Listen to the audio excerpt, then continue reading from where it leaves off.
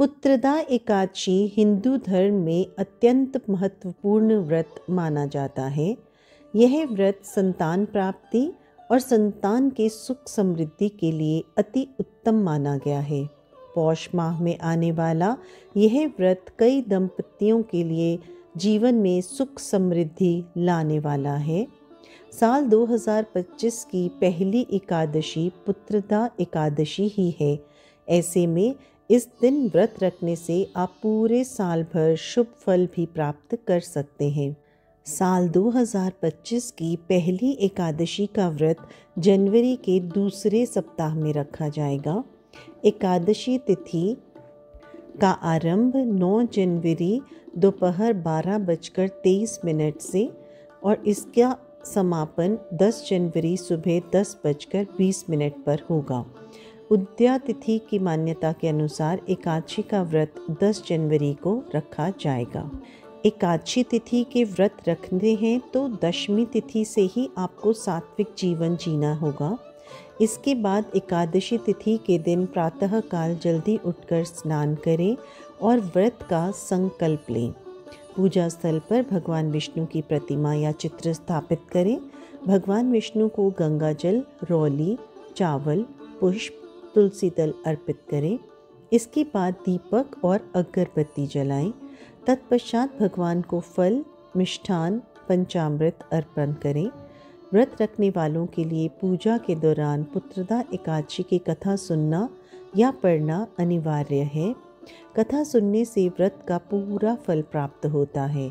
इस दिन व्रत रखने वालों को दिन भर भगवान विष्णु के नाम का जप करना चाहिए। ओम नमो भगवते वासुदेवाय मंत्र का जाप निरंतर करते रहें। व्रत का पारण द्वादशी के दिन सूर्योदय के बाद आपको करना है। इस दिन ब्राह्मणों को भोजन खिलाकर दान दक्षिणा दें और फिर भोजन ग्रहण करें।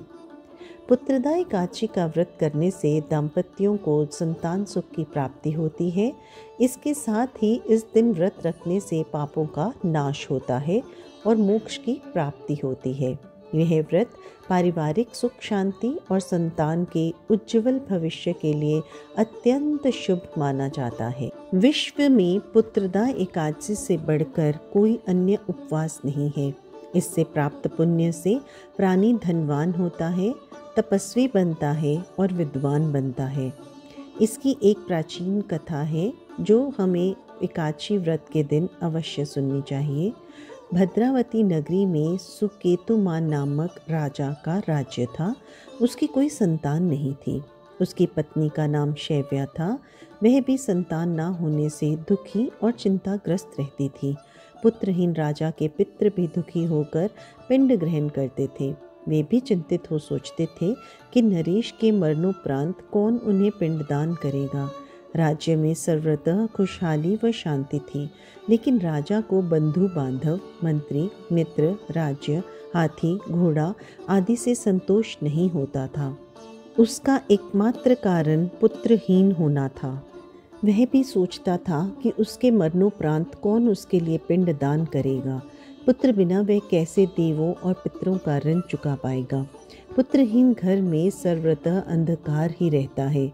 निज दिन राजा चिंता में डूबा रहता था। उसने आत्महत्या के बारे में भी सोचा, परंतु उसे अत्यंत महापाप लगा।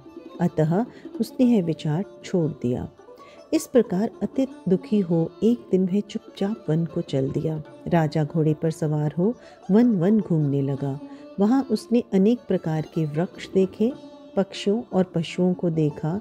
सूअर, सर्प, बंदर, बाघ, मृग, सिंह आदि को विचरते हुए देखा। हाथी और हथनी और उसके बच्चों को घूमते देखा।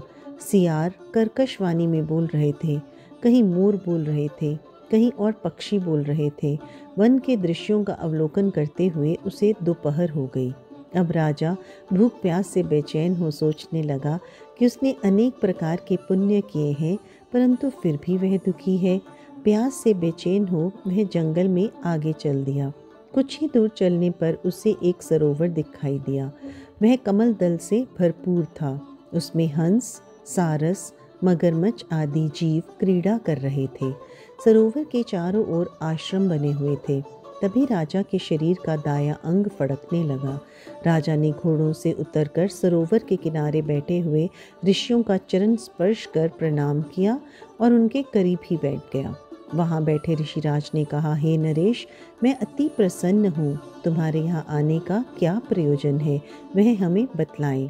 इस पर राजा ने पूछा, हे मुनीश्वरों, आप कौन हैं और किस लिए यहाँ पधारे हैं? तो ऋषिराज बोले, हे राजन, आज पुत्र की इच्छा करने वाले को उत्तम संतान देने वाली पुत्रदा एकादशी है।